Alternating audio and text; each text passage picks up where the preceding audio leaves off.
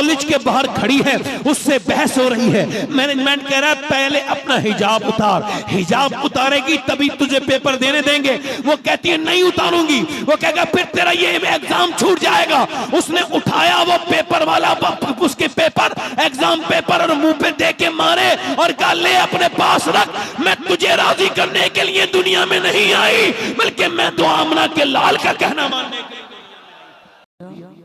या वो बादशाह कामयाब है जो जहन्नम में चला गया।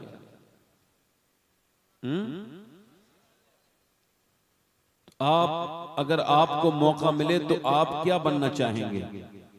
वो 10-15 साल का बादशाह या फिर हमेशा का जन्नती चपरासी? हाँ, तो फिर नौकर बन के रहो। हुजूर का जो नौकर है इंशाअल्लाह दुनिया में भी कामयाब है, आखिरत में भी। और नौजवानों, मेरे भाइयों, मेरी बहनें बैठी हैं, बस एक ही बात आपसे कहूंगा। इंशाअल्लाह इसके बाद थोड़ी देर अपनी तक़रीर करूंगा। हो सकता है कि आप अपनी जिंदगी को बहुत लंबा समझते हों और आपको इससे उम्मीदें बहुत हैं, मगर मेरे भाई, इस्लाम ये नहीं कहता। हम जितने भी मुसलमान हैं सब यही मानते हैं।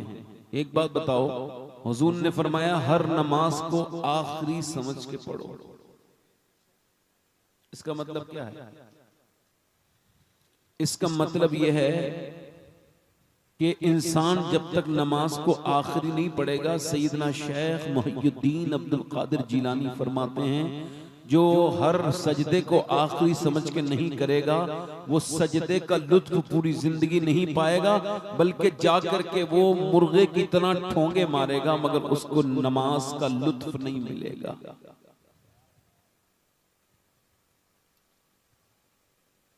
इसका लुत्फ जानना है, इसका मजा जानना है नमाज का, तो इसका मजा आपको वही मोमिन बता सकता है जिसको अपनी मौत करीब नजर आती हो। हजरात, रिवायतों में आया है, लिखा है कि जब मौत का फरिश्ता आता है, अल्लाह के रसूल फरमाते हैं ये कब्रिस्तान वाले रश करते हैं, कब्र वाले जिंदा लोगों पर रश करते हैं। यानी रश जैसे मिसाल के तौर पर अगर आप आसमान में परवाज करना नहीं जानते, उड़ना नहीं जानते, तो आप सिवाय उड़ने वाले परिंदों को देख करके रश करने के और कुछ नहीं कर सकते। जो इंसान कर नहीं सकता उस पे क्या करता है? रश। दुनियावी एतबार से देखा जाए तो मोमिन रश करता है और जो बेकार इंसान होता है वो हसद करता है। हुजूर फरमाते हैं मुर्दे कब्र वाले ये जिंदा लोगों पे रश करते हैं और एक दूसरे से कहते हैं देखो हम अल्लाह का जिक्र नहीं कर सकते, मगर ये लोग चाहें तो अल्लाह का जिक्र कर सकते हैं। अब मेरी बात समझ आ रही है आपके? नहीं? बुजुर्गों ने लिखा है कि जब मौत का फरिश्ता आता है और आकर के इंसान के करीब बैठता है, हम लोगों को ऐसा लगता है कि ये जो बुजुर्गों का ये किस सिलसिले में प्रोग्राम है, इस्लाम, चलो ठीक है। फिर अब उर्स का प्रोग्राम होता तो मैं यहीं पे कहीं आया था तो तकरीर में इस्लाई करता हूँ, ऐसी करके चला गया। तो वो हमारे भाई जने हैं कि नहीं, क्या नाम है उनका, नदीम भाई, नईम भाई, वो उन्होंने कहा कि हमारे दिन दूसरे लोगों ने तो कहा अच्छी प्रोग्राम तो अच्छा रहा, तो एक साहब ये बोले कि भाई जिस वली का उर्स था उसका तो मौलाना ने कोई जिक्र ही नहीं किया, पूरी बारात गुजर गई, दूल्हे के जिक्र ही नहीं हुआ। तो मैंने उसका जवाब ये था, भाई ये कौन सी बात कर रहे हैं आप, ऐसा क्या बात करते हैं कि दूल्हा का जिक्र नहीं हुआ? अरे जिसमें मदीने वाले ताजदार का जिक्र हो गया हो, फिर कौन से दूल्हा का जिक्र उसमें बचा है? वो कौन से जंगल में पड़ के आया था आदमी जो इस तरह की बात करता है? अल्लाह उनको समझ अता फरमाए। तो मैं आपसे अर्ज कर रहा था, जरा दोनों हाथ उठा के बोलो जरा सुभान अल्लाह। तो जब मौत का फरिश्ता आता है तो वो जब उसकी रूह निकालने वाला होता है उसकी आंखों से देख के फैली की फैले रह जाती है। हालांकि मौत बड़ी सख्त है। नौजवानों को ऐसा लगता होगा कि मौत आएगी तो बड़ा हमारे पास पता चलेगा, कोई मोबाइल में ओटीपी आएगी या कोई हमें नोटिफिकेशन मिलेगी तब हम तौबा कर लेंगे। नहीं नहीं नहीं, मौत तो ऐसी है कि अभी मेरे एक बड़े करीबी इंसान महमूद भाई बंबई में, अल्लाह उनके बेटे की उनको सब्र अता करे कि उनका बेटा अपने दोस्तों के साथ ऐसे दरिया में नहाने चला गया और फिर वो डूब गया और डूबने के बाद रात गुजर गई, एक दिन डूबा रहा। सुबह को जब उसकी लाश मिली तो इस हाल में थी कि उसका बाप उसको पहचान नहीं पा रहा था। एक 18 साल का जवान, उसने सोचा भी नहीं होगा कि उसे मौत आ जाएगी। उसने कभी इस पर गौर नहीं किया होगा कि उसको मौत आ जाएगी। या वो लड़का जिसका वीडियो वायरल हुआ अपनी बुलेट पे चल रहा है और बुलेट ने उसको इतना भी, मौत ने उसको मौका नहीं दिया कि गाड़ी रोक लेता और अपने कानों से वो लीड निकाल लेता जिसे वो गाना सुन सुन के चला रहा था। उसकी मौत ने ऐसा अटैक आया कि बुलेट वहीं गिर गई और वो जो कि समझता था कि वापस घर जाऊंगा, उसको इसका कभी ख्याल भी नहीं आया होगा जब वो घर से निकला होगा कि आज वापस मैं घर नहीं आऊंगा बल्कि पोस्टमार्टम हाउस जाऊंगा और फिर शाम के वक्त में मुझे कब्र के अंदर डाल दिया जाएगा। मेरा किस्सा खत्म, मेरी कहानी खत्म, मेरे आमाल यहां से शुरू और ऊपर से मिट्टी, ऊपर से तख्ते, अब दुनिया मुझे छोड़ के चली जाएगी। उसने सोचा भी नहीं होगा। और कितने जनाजे निकलेंगे तो नौजवान कहेंगे चलो तौबा कर लिया। मौत तुमको मोबाइल बंद करने का मौका भी नहीं देगी। मेरे अपने मुशाहिदे के एतबार से इस वक्त सबसे बड़ा फितना ये मोबाइल है। इस मोबाइल ने तन्हाइयां बर्बाद करके रख दी। इस मोबाइल ने कम्युनिकेशन गैप का हाल ये है कि एक घर में रहने वाले 5 लोग आपस में बात नहीं करते, बीमारों की तरह मोबाइल पकड़े हुए हैं।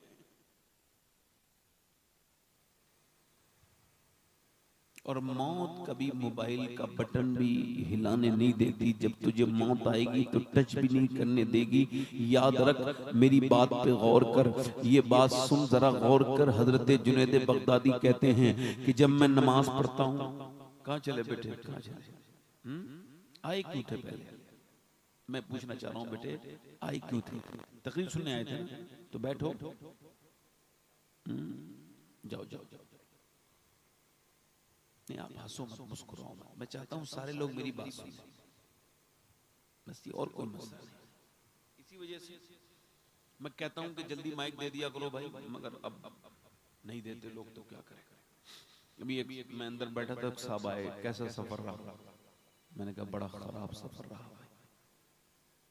ये सवाल नहीं पूछने चाहिए, सफर कैसा रहा, ये सवाल बेमतलब है। ये कहा करें कि अल्लाह हमारा दुनिया आखिरत के सफर में आसानी अता करे।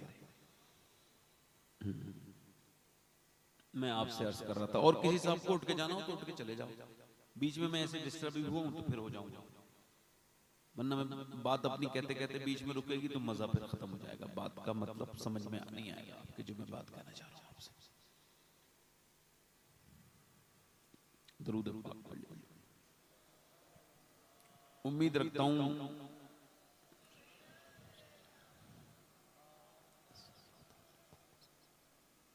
मैं उम्मीद रखता हूं कि आप लोग इंशाअल्लाह ताला अब मेरी बात समझ गए होंगे, अब उठेंगे नहीं इंशाअल्लाह। तो मैं आपसे क्या अर्ज कर रहा था, यही कि मेरे भाई जुनैद बगदादी कहते हैं जब मैं नमाज पढ़ता हूं तो मेरी तसव्वुर ये होता है कि काबे के सामने खड़ा हूं या काबे मेरे सामने। उसके बाद मेरा दूसरा तसव्वुर ये होता है कि मैं जो खड़े होकर नमाज पढ़ रहा हूं वो पुल सिरात पर नीचे जहन्नम की आग है, जरा सा हिला तो गिर सकता हूं तो हिलता झुलता नहीं। और तीसरी मेरी ये नियत होती है कि जब मैं सजदे में जाता हूं तो सोचता हूं कि मौत का फरिश्ता खड़ा है, इस सजदे के बाद मेरी रूह निकाल देगा तो फिर तड़प के रोता हूं। और अपने रब से कहता हूं मालिक मेरे इस सजदे को कबूल कर लेना, मुझे दूसरे सजदे की कोई उम्मीद नहीं। मगर ये चौराहे पे बैठे हुए नौजवान, ये मुसलमान लड़के, इनके मोबाइलों में गंदगी, इनके मोबाइलों में गेम, इनके मोबाइलों में फ्री फायर, इनके मोबाइलों में ये वीडियो गेम कि रमजान के महीने की तराबियां नहीं, रमजान गुजर रहे हैं और नौजवान मोबाइलों में लगे हुए हैं। इधर कुरान पढ़ा जा रहा है, उधर फलस्तीन के बच्चों का कत्ले आम हो रहा है, उधर हिंदुस्तान के बच्चे IPL पे सट्टा लगा रहे हैं। जब तारीख लिखी जाएगी तो ये जरूर लिखेगा मौर्य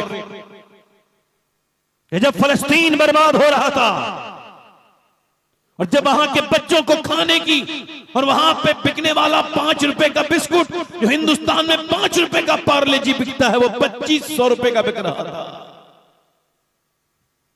तब मुसलमान औरतें शादियों में बेपर्दा घूम रही थी हिंदुस्तान की।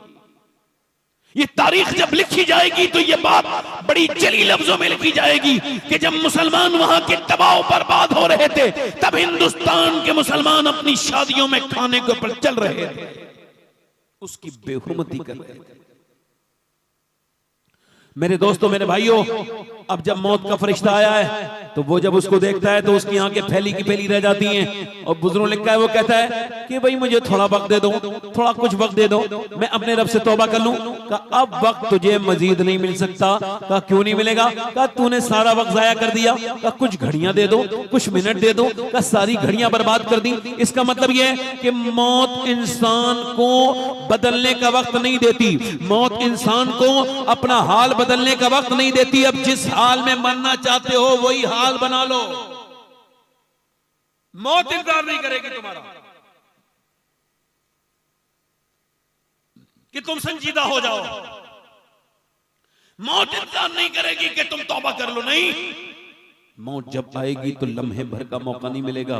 गौसुल आजम फरमाते हैं कि मौत हाल बदलने नहीं देती है, जिस हाल में मरना चाहते हो वही हाल बना लो। अब अगर फिल्में देख के मरना चाहते हो तो फिल्में देखते रहो, और अगर तुम गुनाह करके मरना चाहते हो तो गुनाह करते रहो, और अगर तुम वीडियो गेम देखते देखते मरना चाहते हो तो वीडियो गेम देखते रहो। जिस हाल में रहोगे मौत उसी हाल में आएगी।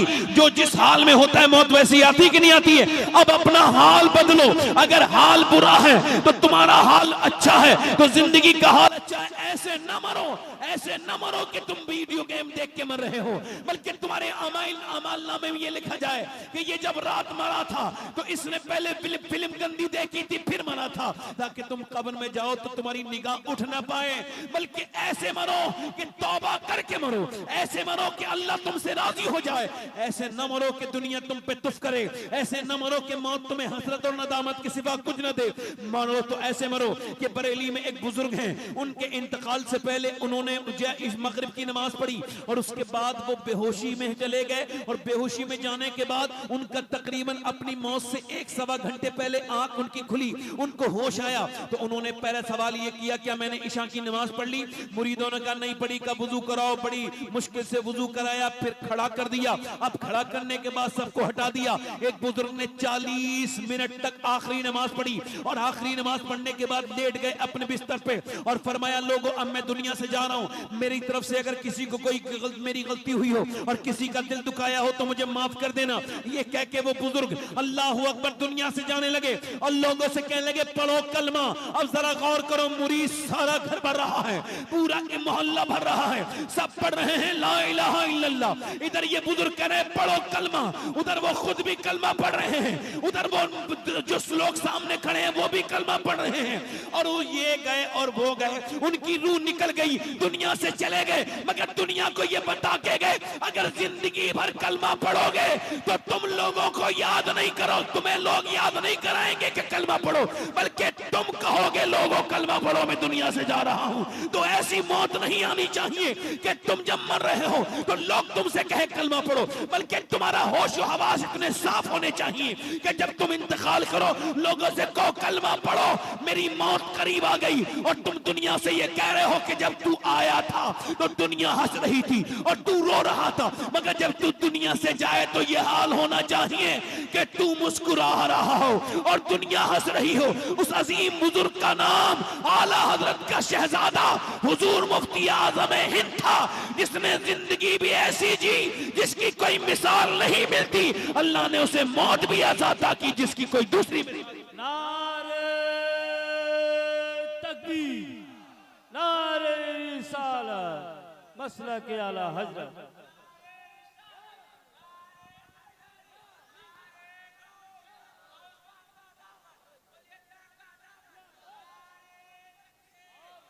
मरने से पहले आला हजरत आला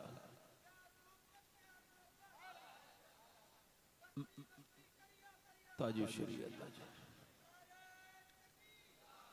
मरने से पहले मेरे दोस्त, मेरे भाई, मेरे नौजवान, तुझसे गुजारिश है ये बता, तेरी आंखें तेरे लहजा तो बताता नहीं, हम सबको बर्बाद कर दिया इस मोबाइल ने। लोगों ने क्या कहा, हम बाइकआउट कर रहे हैं। इधर देखो भाई, जरा मोबाइल में ना लगा, मेरी तरफ देखो, मेरी तरफ देख के तकरीर सुनो, ठीक है? नीचे को सर झुका के नहीं, मेरी तरफ देख के तकरीर सुनो। मैं जो बात आपसे कह रहा हूं, आपने जो है ना कोका कोला पीना छोड़ दिया, अच्छी बात है, हम तो पीते ही नहीं। आप इजराइल के प्रोडक्ट का आप बाइकआउट करना चाहते हैं, कोका कोला छोड़ दिया, थम्स अप छोड़ दी। लोगों ने रील बनाने के लिए 50-100 रुपए की थम्स अप खरीदी, उसको फाड़ा और फेंक दिया, और वो कहते हैं हमारी बड़ी नफरत है इजराइल से, इजराइल से बड़ी नफरत है। ठीक है, ये अच्छी बात है, आपने ये किया, मैं आपकी इस बात पे शक नहीं कर रहा हूं, मगर आप मुझे ये बताएं, क्या मैकडोनल्ड, सिर्फ मैकडोनल्ड और KFC भी छोड़ दिया? ठीक है, KFC, मैकडोनल्ड, कोलगेट और ये दुनिया के जो प्रोडक्ट हैं यही इजरायली प्रोडक्ट है, इनका बाइकाट ही बाइकाट है। ठीक है, आपने कर दिया, मैं कहता हूं ये बेहतरीन बाइकाट करना है। ये कोई बाइकाट नहीं है कि जिंदगी यहूदियों की तरह बस उनके खाने पीने की चीजें छोड़ दी। बेहतरीन बाइकाट ये है कि यहूदियों के यहां पर्दा नहीं होता है, मैं अपनी बीवी को पर्दा कराऊंगा, ये बाइकाट है। यहूदियों के लिए नाच गाने होते हैं, मैं नाच गाने की महफिल में शिरकत नहीं करूंगा, ये बाइकाट है। अगर कोका कोला उनका है, अगर KFC उनका है, अगर मैकडोनल्ड उनका है, अगर ये कोलगेट उनका है, अगर ये दुनिया के और प्रोडक्ट उनके हैं, तो इंस्टाग्राम भी तो उन्हीं का है, फेसबुक भी तो उन्हीं का है। नौजवानों, अगर बाइकाट करना है तो इरादा करो, आज से ना फेसबुक चलेगा ना इंस्टाग्राम चलाएंगे, बल्कि हमारे मोबाइलों में उस कुरान को पढ़ेंगे जो मदीने वाले के ऊपर उतरा है।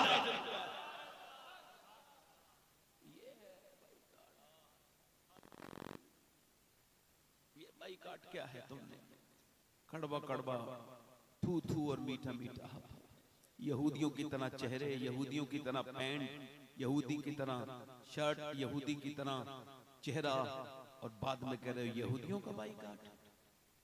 ये तुमको लगता होगा, किसी मस्खरे को लगता होगा, मुझे तो नहीं लगता। हाँ, मैं, अल्लाह ने मुझे दिमाग दिया है।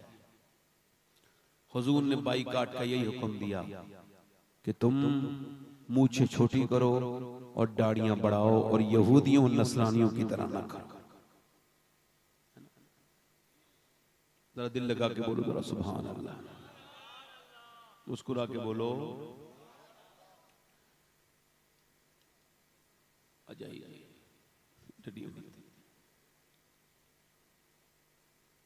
दिल लगा के बोलो जरा सुभान अल्लाह। तो इंशाल्लाह उम्मीद रखता हूं सारे लोग आज से ये सोचेंगे कि किस हाल में मरना चाहते हैं, ना?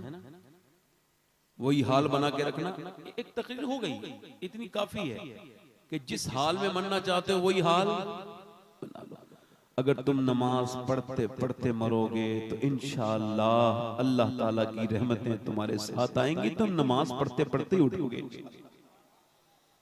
अगर तौबा रोज करने की आदत डालोगे तो बगैर तौबा के नहीं मरोगे, तौबा कर चुके होगे। हाँ, एक कलाम के 2-3 शेर में पढ़ना चाहता था, इजाजत हो तो बताओ। दोनों हाथ उठा के बोलो, कितने लोग सुनोगे? मदीने सब लोग जाना चाहते हैं। हमारे मदीने के साथी हैं हमारे हजरत मौलाना नासिर हुसैन साहब क़िबला, हमारे सैयद फजल रसूल भाई। अगर आप कहें तो 2-3 शेर पढ़ दूं, आप मेरे साथ पढ़ोगे इंशाअल्लाह? जरा दिल लगा के बोलो या रसूल अल्लाह। ऐसबान भी से कहना जो मदीने को तू जाए, हल्का सही को बढ़ाएं। ऐसबान भी से कहना। हमारे शायर इस्लाम जो के मुजाहिद मिल्लत की सरजमीन से तशरीफ लाए हैं, बहुत नेक इंसान है, बहुत अच्छी नात उन्होंने पढ़ी। मेरी उनकी तरह तो आवाज नहीं मगर फिर भी पढ़ रहा हूँ, दिल लगा के बोले जरा सुभान अल्लाह। ऐसबान भी से कहना जो मदीने को तू जाए, ऐसबान भी से कहना जो मदीने को तू जाए, तेरे दर की आरज़ू में ये दीवाना मर न जाए, तेरे दर की याद। इस आवाज को बढ़ाएं जरा, ये शेर भी दूसरा मिसरा पढ़िए। तेरे दर की आरज़ू में ये दीवान। अगर पीछे वालों की आवाज आ जाए तो फिर थोड़ी देर पढ़ूंगा, वरना नहीं। जरा पीछे वाले भी इसी मिसरे को मेरे साथ पढ़ें जरा, ताकि पढ़ने का भी सवाब मिले और आपको सुनने का भी सवाब मिले। पढ़ें। तेरे दर की आरज़ू में ये दीवान। आप सबको हुजूर के सदक़े में आवाजें नहीं मिली, तो इन आवाजों को जरा मुस्कुरा के बोलिए और पढ़िए। तेरे दर की आरज़ू में ये दीवान, तेरे दर की आरज़ू में। और तेरे गम में काश सरवर मेरी जिंदगी ये गुजरे, तेरे गम में काश सरवर मेरी जिंदगी ये गुजरे, और मुझे मौत भी जो आए तेरे शहर ही में आए, मुझे मौत भी जो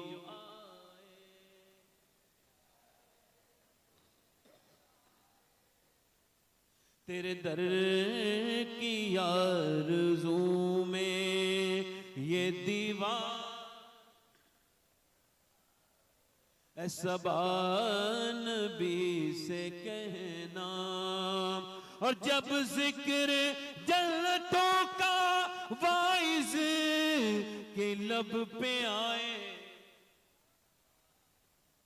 जब जिक्र जन्नतों का वाइज के लब पे आए, तो तेरे आशिकों को आका तेरा शहर याद आए, तेरे आशिकों को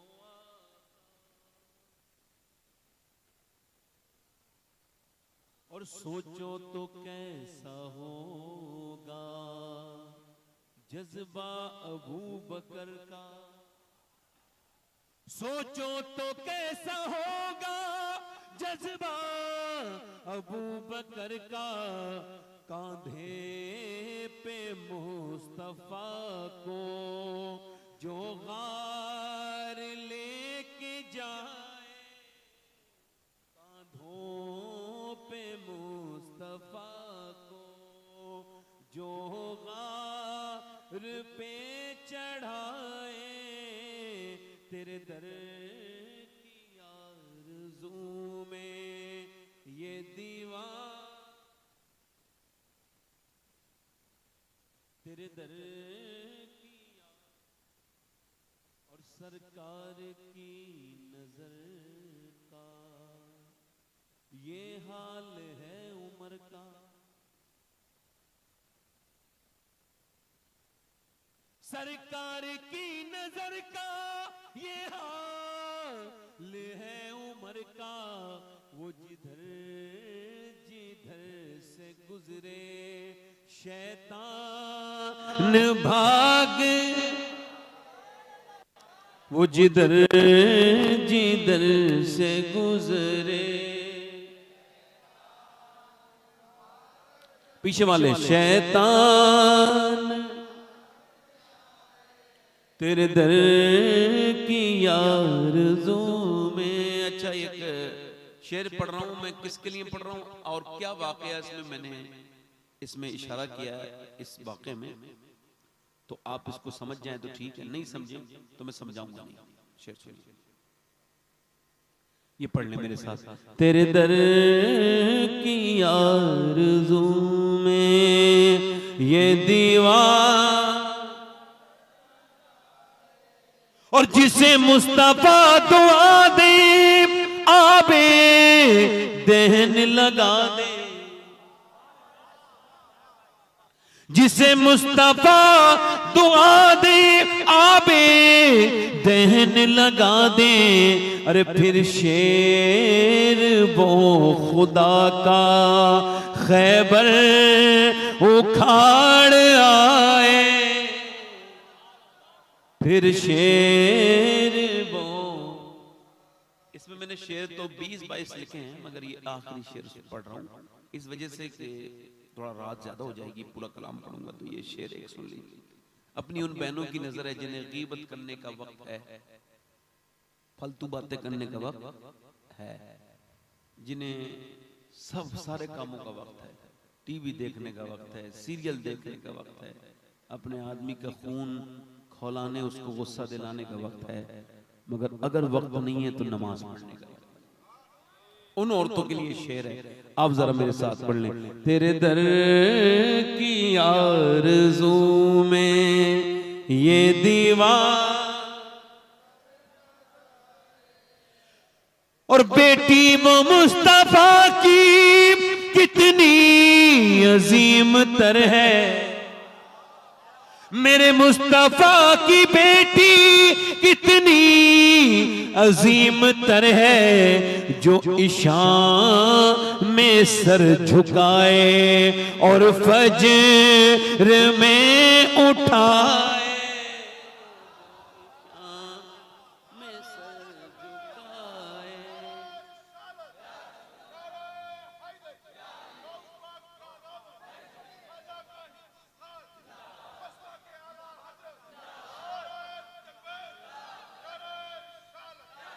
बेटी वो मुस्तफा की कितनी अजीम तर है, जो इशान में सर झुकाए और फजर, जो इशान में सर झुकाए और फजर। तपती हुई ज़मीं पर हजरत बिलाल बोले, तपती हुई ज़मीं पर हजरत बिलाल बोले कि या रसूल अल्लाह छूटे न तेरा दामन, ये जान जाए जाए, ये जान।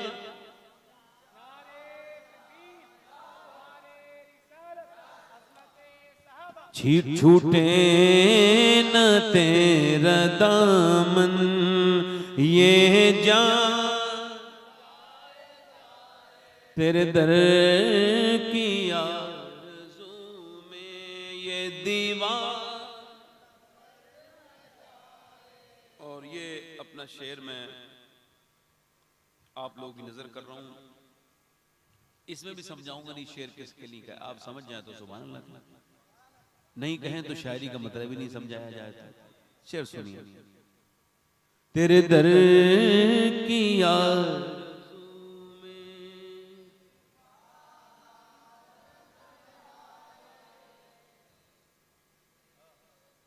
तेरे दर की आरज़ू में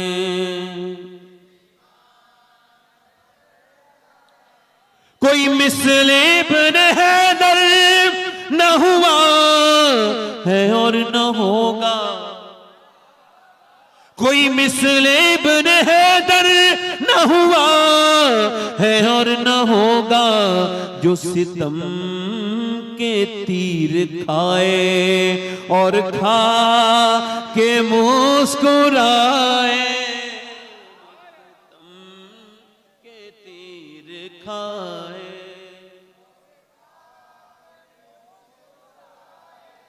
तेरे दर की आरज़ू में ये दीवार, और जब खुदकुशी के आगे सूरत नजर न आए। मुसलमान को खुदकुशी नहीं करनी चाहिए, किसी को भी नहीं करना चाहिए, मुसलमान को नहीं करनी चाहिए। उसकी वजह यह है कि खुदकुशी वो करे जिसे कोई उम्मीद बाकी ना बची हो। जब आपको लगे ना अब कोई उम्मीद नहीं है और हार गए जिंदगी से, खुदकुशी के अलावा कोई सूरत नहीं है, तो फिर क्या करना है आपको? शेर सुने। जब खुदकुशी के आगे सूरत नजर न आए, ये मशवरा है मेरा, सजदे में सर झुकाए। मशवरा मेरा, सजदे तेरे दर की आरज़ू में ये दीवार, हर आशिक़े नबी से कहता हूँ ये शबाहत, हर आशिक़े नबी से कहता हूँ मैं शबाहत। अरे जिसे देखनी हो जन्नत वो मदीना देख, जिसे देखनी हो जन्नत, तेरे दर की आरज़ू में। कितना अच्छा पढ़ रहे हो आप लोग, पढ़ो। तेरे दर की आरज़ू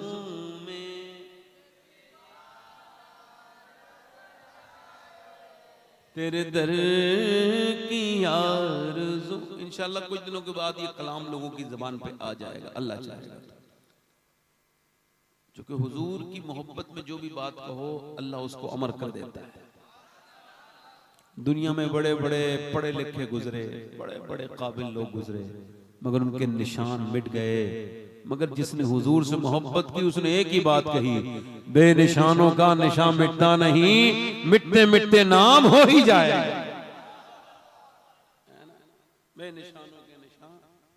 मैं फिर आपसे कह रहा हूं मेरे भाइयों, मेरे भाइयों, दोस्तों, मेरी बहनों से गुजारिश कर। अच्छा ये बताओ, इकबाल ने कहा था लड़कियां पढ़ रही हैं अंग्रेजी और ढूंढ ली कौम ने फला गिरा, ये रविश कैसे गुल खिलाएगी, पर्दा उठने की मुंतज़िर है निगाह। आज लड़कियां पढ़ लिख करके माँ बाप के सामने जबान चलाने लगी। मुझे बताओ, जो लड़की अपनी माँ के साथ बदतमीजी करे और कॉलेज की पढ़ी लिखी हो, अच्छी काबिल हो, वो बेहतर है या जो बिल्कुल पढ़ी नहीं है, माँ बाप की फर्मा बरदार है, वो बेहतर? कह रहे हो यार बड़ा पुराने हिसाब का मौलाना है ये। दुनिया कहती है तालीम हासिल कराओ और ये मौलाना कह रहा है कि ये ना कराओ। तो फिर बता रहा हूं आपको, जिन स्कूलों में लड़कियों को बचपन में नाचना सिखा दे, जो स्कूल लड़कियों को अपने सिलेबस में, अपने निसाब में जो नाचना सिखाए, उस स्कूल की बच्ची हयादार बच्चा पैदा नहीं करेगी, बेहयाई पैदा करेगी।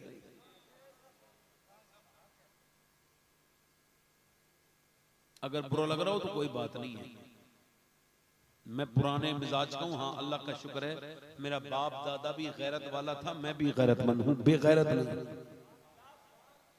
फैशन के और तरक्की के नाम पर अपनी बहन बेटियों की नुमाइश करने वाला इस जमाने का कामयाब इंसान नहीं है। मदीने से आवाज जो आए हम तो वही मानते हैं। दुनिया चाहे कुछ भी कहे, जिसके घर की औरतें बेपर्दा हैं, मदीने वाला उसे दयूस कह रहा है तो हम भी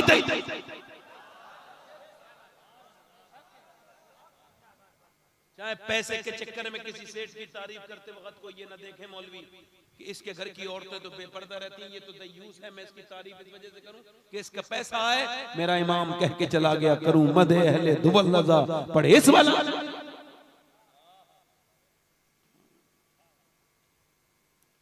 दिल लगा के बताओ मुझे, सोच समझ के बताओ, दिल से बताओ।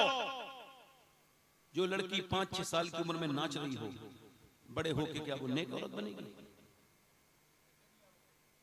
क्या बात है, बनेगी नहीं? बनेगी नहीं। ये बताओ तालीम से नाचने का क्या मतलब है? मगर उसने कहा था सलाहुद्दीन अय्यूबी से, सुन सलाहुद्दीन, अब हम तुमसे जंग वंग नहीं लड़ेंगे, तलवार की जंग हार गए, हमारी औकात नहीं कि मुसलमानों से लड़ सके, इनका मुकाबला कर सके। का फिर का हम इनके अंदर से वो ताकत छीन लेंगे। का कौन सी ताकत? का जो इनके बुजुर्गों में थी। जरा तवज्जो तो करें, जरा गौर तो करें। मिस्र में मुसलमान जा रहे हैं, मुसलमानों का एक काफिला है पूरा। इधर हजरत खालिद इब्न वलीद से कहा गया, उधर औरतें हैं हुस्न की मलका, वो खड़ी हैं और उन्होंने ये मुसलमानों को चैलेंज किया है, अगर मुसलमान बगैर देखे इन औरतों को निकल जाए तो हम उससे ये झगड़ा नहीं करेंगे, लड़ाई नहीं करेंगे, ऐसे सब कुछ दे देंगे। बोलो क्या ख्याल है? हजरत उमर को लिखा गया, हजरत उमर ने कहा एक ही बात है, बस ये सोच के गुजरो और कुरान की आयत याद करा दी, ये पढ़ पढ़ के गुजरो। मियां मुसलमान वो हुस्न की मलिकाएं, मिस्र की हसीनाएं अपने जिस्मों को बरहाना करके खड़ी हैं और मियां मुसलमान नीचे को नजर करके जा रहे हैं, एक की भी नजर नहीं बहकी, सबने नजरें नीची कर ली। या इलाही रंग लाए जब मेरी बेबाकियां, उनकी नीची नीची नजरों की हया का साथ हो। मुसलमान यूं ही निकल गए। यहूदियों ने कहा ये बताओ क्या मामला है, कौन सा नशा करके आए थे ये मुसलमान कि हसीनाओं को इन्होंने नजर उठा के नहीं देखा। और इंस्टाग्राम पे अपनी आंखें गंदी करने वाले और इंस्टाग्राम की लड़कियों को लंबी लंबी उनको लाइक करके मुसलमान नाम रख करके कमेंट कर करके गंदे कमेंट करके इस्लाम को बदनाम करने वाले जाहिल, तू किस बात का मुसलमान है? तू तो मेरे नबी पाक के इस इस्लाम को और इस उम्मत को बदनाम करने वाला बदतमीज है। तू तो वो बेगैरत है जिसने अपनी बेगैरती के सबूत भी सोशल मीडिया पे छोड़ दिए। गैरतमंद तो वो सहाबा थे जिनकी नजरें उठी तक नहीं, हसीनाओं को देखा तक नहीं। उनसे कहा तुम पे कौन सी नजर पड़ी है जो तुमने नजरें उठा के भी नहीं देखा? तो उन सहाबा ने कहा था अब मेरी निगाहों में जचता नहीं जैसे मेरे सरकार हैं। गैरतमंद माओ ने गैरतमंद बच्चे जने थे, गैरतमंद माओ ने गैरतमंद बच्चे। वो मुसलमान औरतें थी। देखो मुसलमान की 2 कैटेगरी मिलेंगी तुमको, अब देख लेना इस बात को, मेरी ध्यान देना। एक तो मुसलमान लड़की वो है, उससे कितना ही कहोगे कपड़े तंग पहनना हराम है मगर मानेगी नहीं। उससे कहो आप कि मेरी बहन ये फिटिंग का लिबास पहनना ये हराम है मगर नहीं मानेगी। मेकअप करके जाएगी शादी में, अपने आदमी के लिए मेकअप करना जायज था, उसे वही बगैर धुलावा मुंह दिखाएगी, वही पुराने कपड़े, और जब वो जाएगी तो मेकअप के साथ जाएगी। उससे कोई कितना ही मना करे, उसे कोई समझाए तेरी आस्तीन ये खुली भी है, तुझे खबर है मसला क्या है? मसला ये है, उलमा लिखते हैं कि अगर औरत वुजू करके अपने हाथ धोए वुजू करते वक्त और गैर मर्द उससे देख रहा है तो हुक्म यह है कि वो अपना हाथ ना दिखाए बल्कि तयम्मुम से नमाज पढ़े, यानी तयम्मुम करे, अपना हाथ ना खोले। ये खोलना और तूने अपने हाथ ऐसे ही खोल दिए, आधी आस्तीन कपड़े पहन लिए, वो सबसे लड़ लेगी, झगड़ लेगी, झगड़ा करेगी मगर पर्दा नहीं करेगी। एक औरत तो वो है, उससे कितनी आप कोशिश करें वो पर्दा करने के लिए तैयार ही नहीं है। और दूसरी एक लड़की और है, वो कॉलेज के बाहर खड़ी है, उससे बहस हो रही है। मैनेजमेंट कह रहा है पहले अपना हिजाब उतार, हिजाब उतारेगी तभी तुझे पेपर देने देंगे। वो कहती है नहीं उतारूंगी, वो कहेगा फिर तेरा ये एग्जाम छूट जाएगा। उसने उठाया वो पेपर वाला उसके पेपर एग्जाम पेपर और मुंह पे दे के मारे और कहा ले अपने पास रख, मैं तुझे राजी करने के लिए दुनिया में नहीं आई, बल्कि मैं तो आमना के लाल का कहना मानने के लिए। लड़कियां दो हैं, एक तो पर्दा करने के लिए तैयार नहीं, दूसरा छोड़ने के लिए तैयार नहीं, और दोनों मुसलमानों की लड़कियां। ठीक है, मेरी बात समझ रहे हो? एक तो वो है जो पर्दा करेगी नहीं, चाहे झगड़ा कर लो, लड़ाई लड़ लो, बेगैरत है, माँ बेगैरत, इसकी नानी बेगैरत, ये खुद बेगैरत, बेशरम है। इसको घुटन लगती है पर्दा करने में, इसको शर्म नहीं आती अपने जिस्म का नुमाइश करने में। हुजूर फरमाते हैं आखिरी जमाने में औरतें ऐसे कपड़े पहनना शुरू कर देंगी कि वो कपड़ों के बावजूद बरहना नजर आएंगी, बगैर कपड़ों के नजर आएंगी। यानी ये फिटिंग का लिबास हराम है, सख्त हराम है।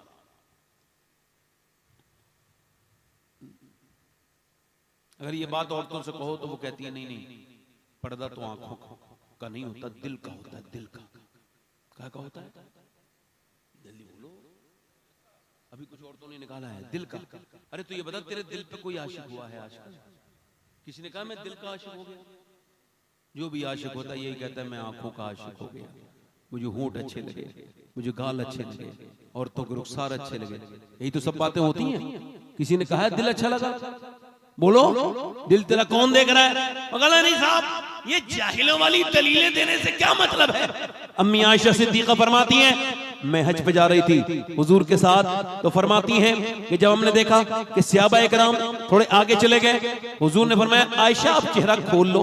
जब सहाबा की गाड़ियां नजदीक आई, उनकी ऊंटनियां, तो कहा अब चेहरा बंद कर लो। यानी वो दूर जाते तो मैं चेहरा खोल लेती, जब करीब आते तो चेहरा बंद कर लेती। अब बताओ, जब नबी पाक अपनी बीबी को पर्दा करा रहे हैं तो ये बताओ नबी पाक की बीबी ज्यादा भरोसे के लायक है या जाहिल तेरी बीबी? बताना भाई। कुरान ने कहा महबूब आप अपने घर की औरतों से कहें, बीबियों से कहें, बेटियों से कहें। अल्लाह फरमा रहा है हुजूर की बेटियां अपना चेहरा ढक लें, और तुम क्या कह रहे हो? नहीं इंसाफ को जरूरी थोड़ी है बर्बादी इंसान का। मैं अजान पढ़ने वाला हूं, मैं कोई मस्जिद में नमाजी पकड़ के नहीं लाऊंगा।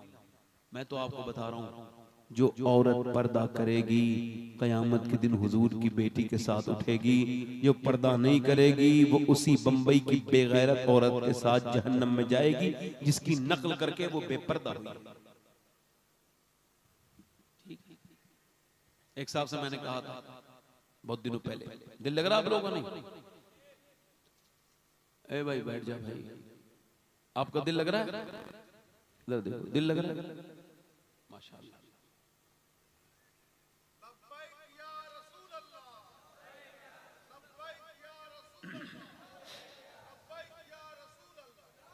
सुनो सुनो, एक साहब से मैंने कहा भाई अपनी बेटी को आप पर्दा कराएं। अच्छा मैं आपको एक बचपन कहने लगे वो, मैं कहा ये 10 साल की हो गई, अजीब चल रहा है ना इब्तिदात।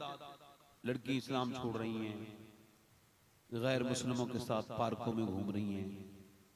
वो एक बाइक पर मुसलमानों की लड़कियां गैर मुस्लिमों के बाइक पर बैठी हैं। किसने बिठाला है बताओ? इसके बाप ने बिठाला अपनी बेटी को जो वक्त पे शादी नहीं कर पाया।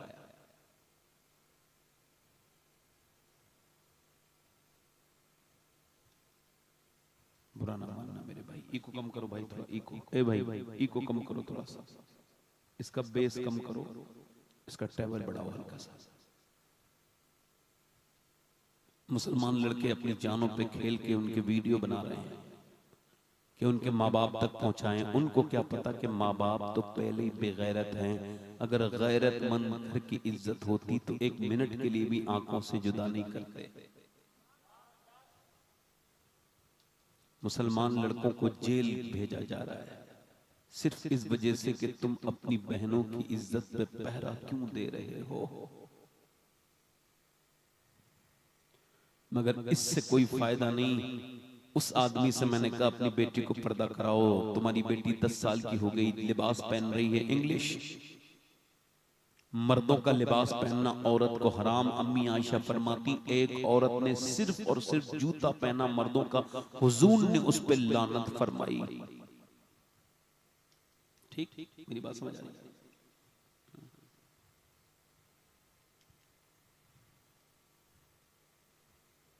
जब मैंने उससे कहा तो उसने कहा आप अपना काम कीजिए, मुझे अपनी बेटी पे भरोसा है। मैंने उससे फिर कुछ नहीं कहा। 12 साल के बाद वही आदमी अपनी सफेद दाढ़ी के साथ एक थाने में बैठा था और अपनी बेटी से कह रहा था मेरी बेटी मेरी इज्जत बचा ले, वो गैर मुस्लिम है, मुसलमान नहीं है, मेरी बेटी चल मेरे साथ चल। मगर बेटी कहने लगी मेरे बाप मैं अपनी दूर आ गई कि अब वापसी के रास्ते मेरे सारे बंद हैं, तूने मुझे जब समझाने का वक्त था तब नहीं समझाया। मेरे भाइयों आज हमारे घरों की इज्जत है, जिनको कल तक जिनकी माओं को दादियों को किसी ने नहीं देखा, आज इस इंस्टाग्राम और फेसबुक की बदतमीजी ने उनको पूरी दुनिया में नाचने वालियां बन गई। आज पूरी दुनिया उसको देख रही है। हम आपस में अब भी झगड़ रहे हैं, अपनी बेटियों के ऊपर गौर नहीं कर रहे। कहीं की भी हो, है तो मुसलमान की बेटी, अगर मेरी बहन नहीं है तो इस्लामी बहन तो है।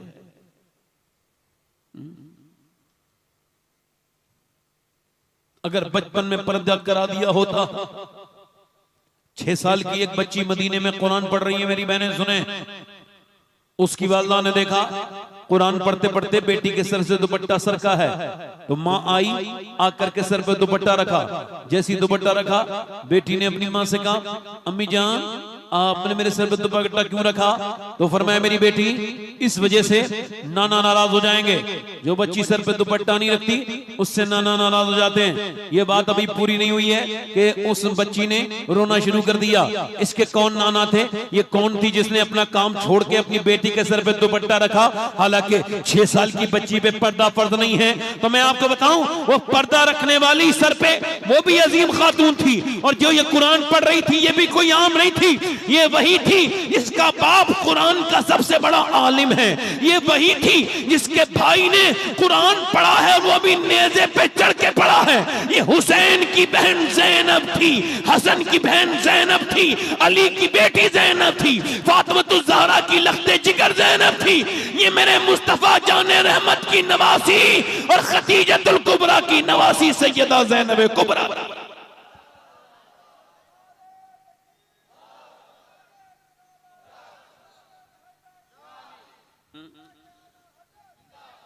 सैयदा ज़ैनब कुरान पढ़ रही है, रो रही है, रोने लगी। सैयदा फातिमा ज़हरा ने कहा मेरी ज़ैनब चुप जा, अब तो सर पे तेरे दुपट्टा है, अब क्यों रोती है? अर्ज़ करने लगी मेरी अम्मी जान मुझे अब माफ कर दे, इस वक्त माफ कर दे। ऐ मेरी अम्मी जान, आज रोने लगी और रोई, चुप जाना ज़ैनब। तो सैयदा ज़ैनब रो के कहने लगी अम्मी जान मेरे नाना से कह देना इस बार मुझे माफ कर दे। अगली बार ज़ैनब सर कटा देगी मगर सर पे से दुपट्टा नहीं हटाएगी। फिर करबला में जब सैयदा ज़ैनब के बच्चे शहीद हो गए, तवज्जो है, बच्चे शहीद हो गए, उनकी लाशें नेज़े पर चढ़ा दी गई, उनके भाई के सर को नेज़े पे चढ़ा दिया गया और उनके सर से चादर छीन ली गई। तो उन्होंने फिर मदीने की तरफ मुंह करके कहा मेरे नाना, मेरी बेटियों, मेरी बहनों, तुम भी होगी, कयामत जब होगी तो वो ज़ैनब भी होगी, वो होंगी जिनके बच्चे, जिनके भाई सब शहीद हुए, फिर भी इन्होंने न करबला का मैदान गवा है कि अली की बेटी की एक वक्त की नमाज कज़ा नहीं हुई उस सारी इम्तिहान के दौरान। मगर जब सर पे से दुपट्टा छीन लिया तो मदीने की तरफ मुंह किया और कहा मेरे नाना मैं वही ज़ैनब हूं जब मैं पैदा हुई थी तो आपने गोद में लेके और रोए थे, और आपकी आंखों के आंसू जब मेरे चेहरे पे गिरे तो मेरी माँ ने पूछा था अब्बा आप ज़ैनब को देख के रोते क्यों हैं? तो आपने फरमाया था ज़ैनब का चेहरा बिल्कुल अपनी नानी खदीजा की तरह है, इसके चेहरे को देख के आज मैं वही ज़ैनब, सर से दुपट्टा छीन लिया, अब मेरे पास बाल हैं, मैंने बालों से अपना चेहरा ढक लिया।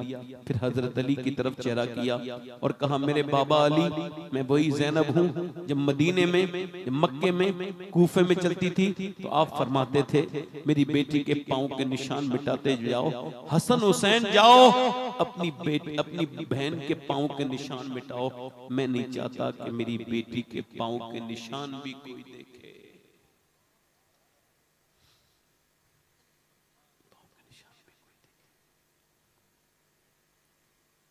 इमाम ज़ैनुल आबिदीन कहते हैं, मैंने अपनी फूफी को देखा, 5000 किलोमीटर का सफर तय किया, मगर कभी तहज्जुद तक की नमाज कज़ा नहीं की। मैंने पूछा, ये कहां से सीखा? फरमाने लगी, और किसी से नहीं, अपनी मां फातिमा से सीखा। हज़रात, अगर आपकी इजाजत हो थोड़ी देर और बोल दूं, 1 घंटा तो मुझे हो गया है। आगे से याद रखा करें कि थोड़ा सा जल्दी से किया करें, ताकि लोग थक के उठने लगते हैं, किसी को पेशाब लगने लगता है, किसी को कोई हाजत होने लगती है। अब ज्यादा हम सख्ती भी नहीं कर सकते आप लोगों पे, इस वजह से अर्ज कर रहे हैं। हमारा भी दिल परेशान होता है कि हम भी बड़ा लंबा सफर तय करके आए हैं, तो हमें भी माइक जल्दी क्यों नहीं दिया गया? चलो ये, चलो इस पर सब्र भी कर लो, चलो कोई बात नहीं। तो लोग फिर उठ के जाने लगते हैं, तो और तबीयत बिगड़ने लगती है कि मैं तो इसे बड़ी दिल से बात कर रहा था, मगर इस आदमी ने दिल लगा लिया होता तो कुछ भूल जाता कहाँ बैठा है। अगर आदमी का दिल लग जाए ना, तो फिर उसे कुछ याद रहता नहीं। मगर अब जो एक आदमी 50 साल का गुनहगार हो, उसे एक तकरीर में कैसे कोई बदलेगा? अल्लाह बदले तो बदले, अल्लाह चाहे तो आधी तकरीर से बदल दे, अर्श पे कुदरत रखता है। मैं अपनी बात पूरी करके और आपके सामने खत्म करता हूँ बात। इसी वजह से कहता हूं मेरे भाई, अपनी बहन बेटियों को दीन सिखाओ, और दीन अगर होगा तो आपके घरों में बरकतें आएंगी, रहमतें आएंगी। क्या कहा उन्होंने? ये भूख, ये प्यास, ये बच्चे, ये इस नेज़े पे सर चढ़े हुए हैं, मगर फिर भी नमाज नहीं छोड़ रही है। तो उन्होंने यही कहा सैयदा ज़ैनब ने, मैंने किसी और से ये नहीं सीखा, अपनी वालिदा सैयदा फातिमा से सीखा है। अच्छा, हुजूर की बेटी ने क्या सिखाया? मेरे दोस्त इधर बैठे हैं, मेरी बहनें बैठी हैं, मेरी बेटियां बैठी हैं, इनमें से कोई मेरी एक बहन अगर आज से शरई इस्लामी पर्दे का नियत कर ले, तो उसके जूतों की जो मिट्टी है, मैं कहूंगा, चाहूंगा कि अपने इमामे से हटाऊं, साफ करूं, और उसको फिर हुजूर की बेटी में, उसकी बारगाह में, सैयदा खातून जन्नत की बारगाह में ये पैगाम लेके जाऊं कि रात के 1:30 बजे के वक्त एक औरत आपकी बात सुन के बदली थी, आपका नाम सुन के बदली थी। तो मेरा दिल कहता है, हुजूर की बेटी की तुरबत से आवाज आएगी, अगर ये अपने मोहल्ले में मेरा नाम सुन के बदली है, तो कयामत के दिन फातिमा इसको जन्नत में लेके जाएंगी। अगर मेरी बहन, कौन हुजूर की बेटी है, कौन खातून जन्नत है? एक दिन हुजूर ने कुछ कान में कुछ कहा, सैयदा फातिमा के तो रोने लगी, फिर कान में कुछ इरशाद फरमाया तो मुस्कुराने लगी। हुजूर का विसाल हो गया। अम्मा आयशा सिद्दीका कहती हैं, गम का दौर था। मैंने पूछा, फातिमा ये बताओ, अब्बा ने क्या कहा था कान में जो आप रोने लगी थी, और फिर क्या फरमाया जो आप मुस्कुराने लगी? तो फरमाया, मेरे अब्बा ने मुझसे कहा, मैं दुनिया से पर्दा कर लूंगा ऐ मेरी फातिमा। तो मैं रोने लगी और बहुत रोई। जब मेरे अब्बा ने फिर कहा, मेरी बेटी न रो, सबसे पहले तुम मुझसे मिलोगी, तो फिर मैं मुस्कुराने लगी। अपनी मौत की खबर सुन के अगर दुनिया में कोई मुस्कुराया है तो वो हुजूर की बेटी सैयदा फातिमा है। हुजूर की बेटी सैयदा, जल्दी बोलो, फातिमा है, खातून जन्नत है, सलामुल्लाह तआला। हुजूर के विसाल के बाद 6 महीने तक मुस्कुराई नहीं। उम्र है हुजूर की बेटी की कितनी? 25 या 26 साल, बस तकरीबन इतनी ही, इससे ज्यादा नहीं है।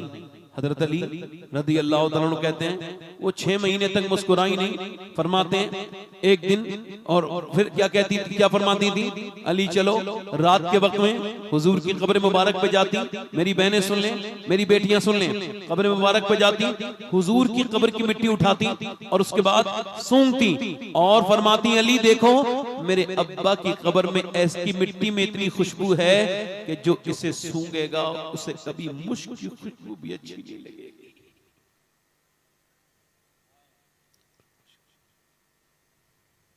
अनस इब्ने मालिक से कभी फरमाती थी, अनस तेरे दिल ने कैसे गवारा कर लिया कि मेरे अब्बा को तूने मिट्टी में छुपा दिया। आज 6 महीने के बाद हुजूर की बेटी मुस्कुराई है।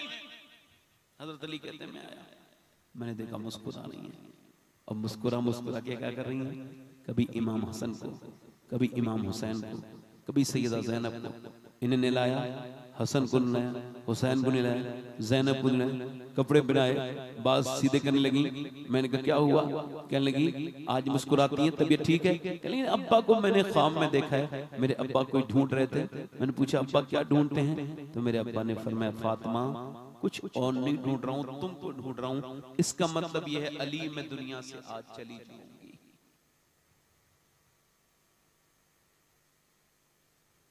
हजरत अली कहते हैं फिर उन्होंने मुझसे कहा इस वजह से मैं अपने बेटे हसन को भी नहला रही हूं, आखिरी बार अपने जन्नती जवानों को सवार रही हूं,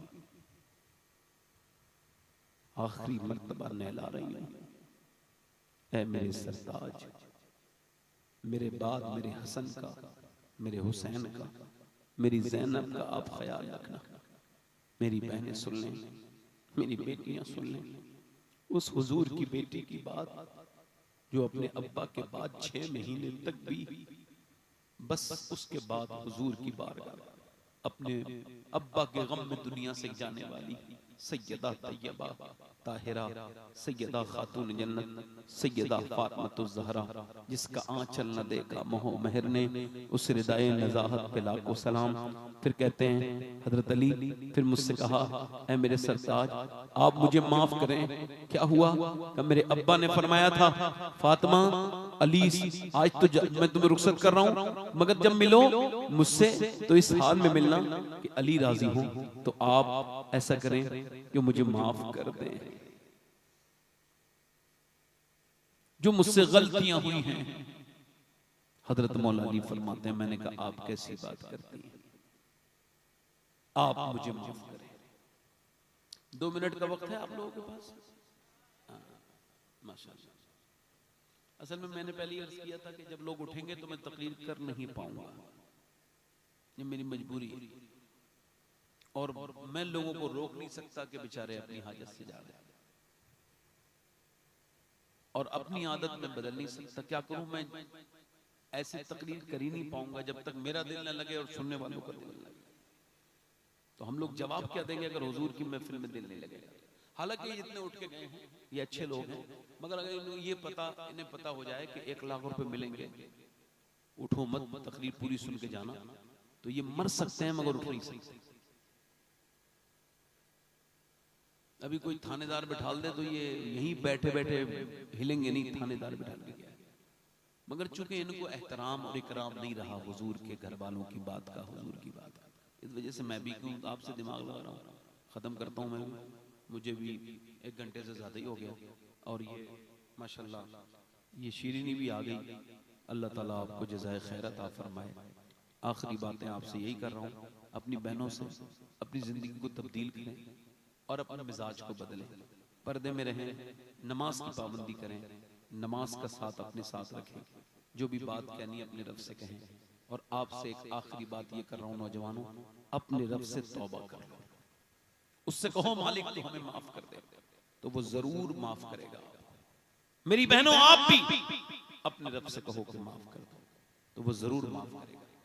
एक औरत मूसा अलैहि सलाम के जमाने में एक आदमी के पास आई और आके बोली मेरे बच्चे भूखे हैं, मुझे कुछ दे दे। उसने कहा मैं तो एक रात में एक औरत से जिना करता हूँ, तू रात को आ जाना, मैं तुझे दे दूंगा। उसने कहा मैं अपना जिस्म बेचने नहीं आई, वापस चली गई। फिर दूसरे दिन जब पहुंची घर तो बच्चे रोने लगे और एक बच्चा बेहोश हो गया। तो आके बोली जो तुझे करना हो वो कर लेना, फिलहाल मेरे बच्चे बीमार हैं, मर जाएंगे, कुछ खाने को दे दे। उसने खाने को दे दिया, वो खिला पिला के वापस आई। रात में उसके कमरे में लेटी है, कोई देखने वाला नहीं है, वो है और वो औरत है और वो मर्द है और ये कांप रही है। वो आगे बढ़ रहा है जिना करने के लिए, ये कांप रही है। इसने इसके हाथ लगाया, वो कांपने लगी, रोने लगी। है रोती क्यों है? पैसे नहीं मिले तुझे? कहने लगी पैसा सब कुछ नहीं होता, ईमान भी कुछ होता है। का क्या मतलब? कि जब मैं रात को सजदा करती हूँ तब भी अल्लाह मुझे देखता है, और आज मैं जिना करवाने आई हूँ तब भी अल्लाह मुझे देख रहा है। तो उससे मैं यही कह रही हूँ, मालिक अगर मेरे बच्चे भूखे ना होते और मैं परवरदिगार परेशान ना होती तो तेरी बंदी ने कभी जिना नहीं किया, कभी बुरा ना काम करती, मुझे माफ कर दे मालिक। अगर मेरी तरह परवरदिगार मुझ पे करम फरमा। इतनी फूट के रोई, इतनी रोई कि मैं एक मजबूर हूँ ममता के हाथों, वरना कभी ये बुरा काम ना करती। ये कह के रोते रोते वो उसके दिल धुल गया। वो आदमी जो था ना, लगा जा मैं तुझे अपनी बहन बनाता हूँ। उसने पैसे लिए, वो चली गई, उसको पैसे दे दिए। अब ये सजदे में गिर के बोला, मालिक मेरी तरह कोई गुनहगार नहीं, तेरे जैसा कोई करीम नहीं। मालिक एक बार आई थी, हाथ तक नहीं लगाया, और मैंने तो कितनी लड़कियों की इज्जतें लूटी हैं। अगर मेरी तरह गुनहगार कोई नहीं तो तेरे जैसा करीम भी कोई नहीं। वो आदमी जो जिना करने जा रहा था, एक सच्ची औरत ने उसके दिल को बदल दिया अल्लाह के फजल से। उसके बाद वो आदमी सो गया। सुबह को दरवाजे पे दस्तक हुई, कौन? दरवाजा खोलो। कौन? दरवाजा खोला, सामने खड़े थे हजरत मूसा। उन्होंने कहा अल्लाह ने तुझे सलाम कहा है, मेरा नाम मूसा है। कह रहे मूसा अल्लाह मुझे सलाम नहीं कह सकता, मैं इस इलाके का सबसे गंदा इंसान हूँ, लड़कियों औरतों की इज्जतें लूटता हूँ, मैं बहुत घटिया हूँ। अल्लाह मूसा आगे बढ़े, जाके बोले सुन, क्या तूने कोई नेकी की है? का लगा हाँ। रोया था, कितना रोया था? का मेरी आंखों के आंसू ढलक के मेरे गाल तक आ गए थे। मूसा ने कहा सुन, अल्लाह ने मुझे भेजा है, फरमाया मूसा मेरे बंदे से कहना अल्लाह ने उसके आंसुओं को पसंद किया और अल्लाह ने उसे बख्श दिया है।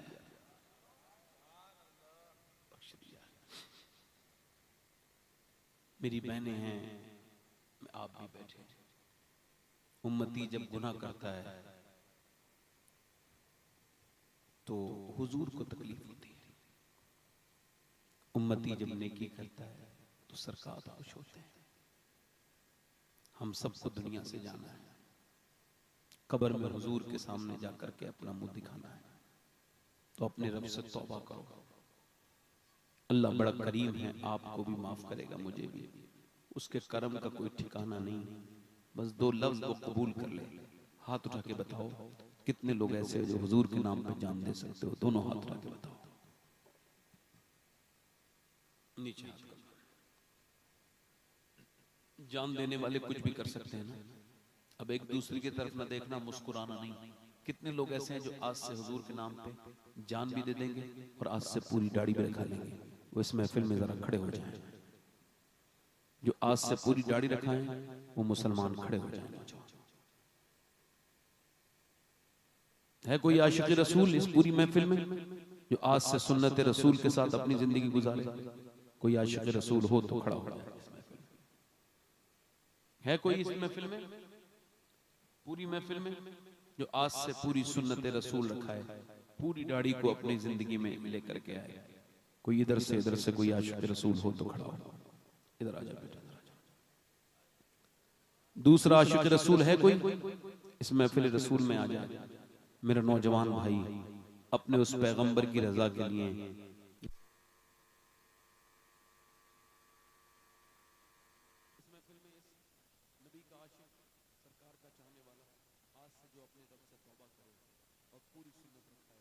दूसरा कोई आशिक रसूल है इस महफिल रसूल में? आओ पूरी दाढ़ी कर लेंगे। विराट कोहली वाली नहीं, मौला अली वाली दाढ़ी।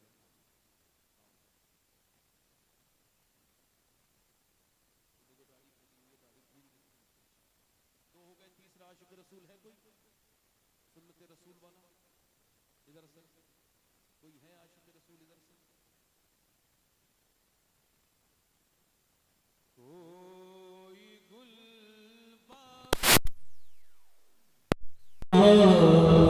ना चमन रह जाएगा पर रसूलुल्लाह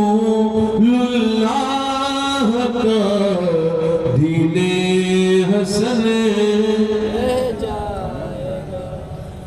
और हम सफीरों बाग में हैं, कोई दम का चहे चाहा, हम सफीरों बाग में हैं, कोई दम का चहे चाहा, बुलबुलें उड़ जाएंगी, सोना चमन रह जाएगा। तीसरा है कोई आशिक रसूल, तीसरा से महफिल में आगे पीछे से दीवाना आशिक, हुजूर का आशिक, मेरे आका का आशिक दीवाना, कोई तीसरा आशिक रसूल हो मेरी बख्शिश के लिए तो एक ही काफी है। ये तो दो हो गए, मैं तो तीसरा आशिक रसूल ढूंढ रहा था जिसे अपने फैशन से ज्यादा मदीने वाले से प्यार हो। है कोई भाई? दाढ़ी कटाना मुंडाना एक ही बराबर है। अच्छी लड़की से शादी करने की सूरत यही है कि शादी से पहले दाढ़ी रखाओ, बिगड़ी हुई लड़कियों से बच जाओगे। बिगड़ी हुई लड़कियां दाढ़ी वाला पसंद नहीं करती, दाढ़ी वाला वही पसंद करती हैं जिसे मदीने वाला पसंद हो।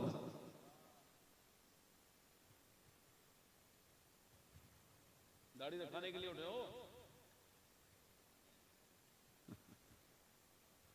अच्छा ठीक, मैं समझा कि ये तौबा करने के लिए उठे। माशाअल्लाह, चलो सुभान अल्लाह, कोई बात नहीं। मैं कह रहा था तीसरा आशिक रसूल है कोई आगे पीछे से कोई दीवाना जिसे हुजूर से मोहब्बत हो, मेरे सरकार से प्यार हो और फैशन से जो नफरत करता हो।